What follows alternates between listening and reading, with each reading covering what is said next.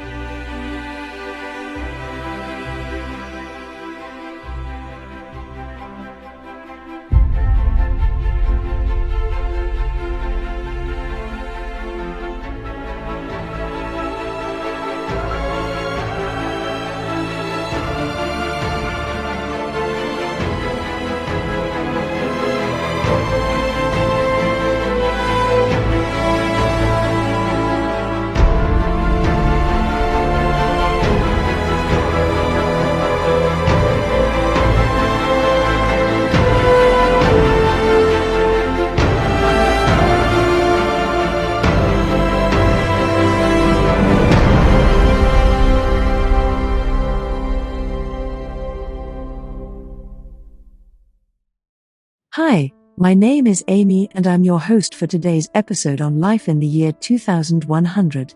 Make sure you subscribe to this channel so you'll be notified when more episodes from this amazing trilogy will be produced on YouTube. On with the story. Chinese scientists are now secretly working on a hypersonic spacecraft to connect future colonies on Mars and beyond. The spacecraft will be made of drones that weigh about 340 kilograms each. It could travel at 5 times the speed of sound on Earth, at an altitude of about 5 meters, and distances of about 1 kilometer. The drones will be powered by magnesium fuel since there is very little oxygen on Mars. If the Chinese managed to colonize the world, I don't see why they wouldn't colonize other planets. However, there's one problem with this technology. It won't be available till after 340 years from now, due to some technical challenges that Chinese scientists are trying to solve. Being the technological thief of the world, perhaps the Chinese are waiting for someone else to advance with this technology before they replicate it. Meanwhile, China is said to be working on a project to build a hypersonic spacecraft by 2045, different from the one they would use for interplanetary travel. Its purpose is to transport passengers to any place on Earth in just under 1 hour. By the way, what do you call 3 billionaires going to outer space? A good start.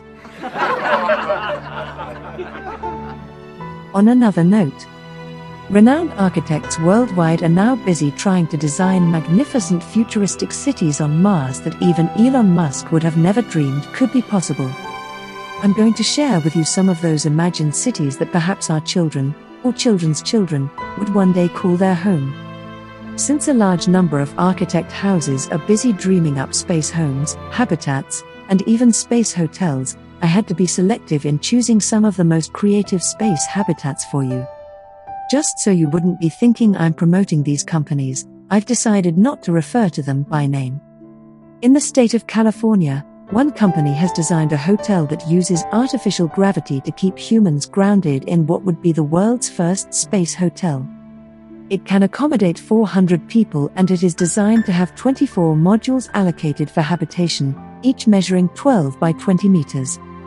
Its habitable surface is 500 square meters spread over 3 floors, of which 12 modules will be dedicated to hotel rooms and suites. Depending on how much you're willing to spend for the night, you will have the option to choose between the 126 square meters suite, the 62 square meters luxury room, or the 30 square meter standard room. This reminds me of a joke. Why are Jeff Bezos, Elon Musk, and Richard Branson so excited about space travel? Because they screwed almost everyone on the planet. And now they're going for Uranus.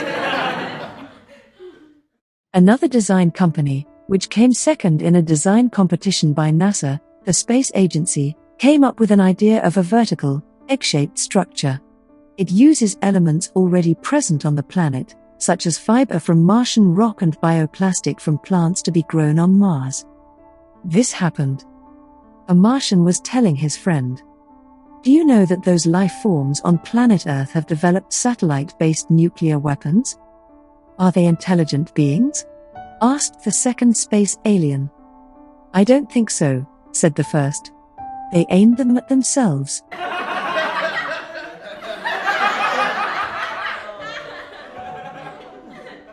A third architectural firm created a concept for a permanent community on the moon. They thought of inflating pods that expand to make place for more people, as the number of inhabitants increases. They plan for the Moon Village to be the first permanent human settlement on the lunar surface. On a lighter note, I finally figured out why Jeff Bezos divorced his wife Mackenzie Scott. He wanted more space. Another firm plans to use the bamboo grown on Mars to build a colony named Seed of Life. The colony design consists of a series of clusters woven by robots from bamboos. The aim is to create structures that do not rely on construction materials shipped from Earth or built using 3D printing. I'm not sure if this is true, but Melinda Gates, Mackenzie Scott, and Justin Musk are said to be starting their own rocket company. They are calling it SpaceX's. Titled the Mars X House, this design is optimized for pressure on Mars and comes with an inner layer of polyethylene, an outer covering of concrete and fiber, reinforced with vertically spiraling ridges. Other projects envision rounded hut-like structures and inflatable greenhouses on Mars, and 3D printed structures on the Moon. Here's a joke you might like. A beautiful blonde was telling her boyfriend, "I'm totally confused. My biology teacher tells me I'm 70% water. My physics teacher tells me I'm 99.99% empty space, and my chemistry teacher tells me I'm 60% oxygen." The horny boyfriend immediately replies, "And I'm telling you you're 100% sexy."